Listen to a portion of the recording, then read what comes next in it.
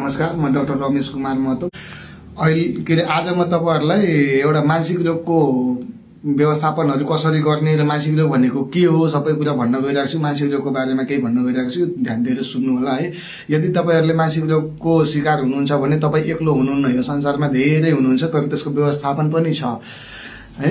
अर्को चाहिँ तनाव हुँदा चाहिँ के हुन सक्छ हाम्रो शरीरमा भन्ने कुरा बुझौं है। शारीरिक तनाव पनि हुन्छ, भावनात्मक तनाव पनि हुन्छ। शारीरिक तनाव हुँदा चाहिँ के शरीरमा के हुन सक्छ। शारीरिक तनाव हुँदा चाहिँ जस्तै घाँटीमा केही अड्केको जस्तो हुने, ढाड दुख्ने, छातीहरु दुख्ने, छाती भारी भएको जस्तो हुने, पेट खराब भएको जस्तो हुने, ढाडहरु दुख्ने, थर्काई लाग्ने, टाउको दुख्नेहरु जस्तो हुन्छ।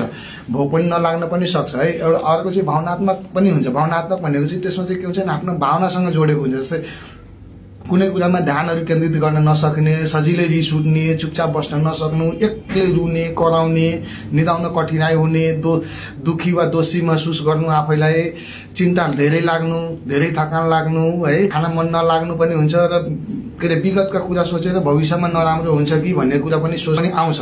अर्को चाहिँ यसको व्यवस्थापन कसरी गर्ने। जस्तै पर्याप्त निद्रा पुर्याउनु पर्यो, 8 देखि 10 घण्टा सुत्नु पर्यो, आफ्नो दैनिकीमा योजनाबद्ध हुनु पर्यो है।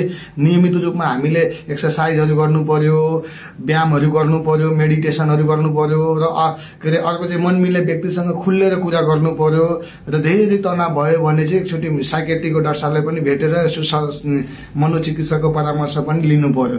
हस्, धन्यवाद।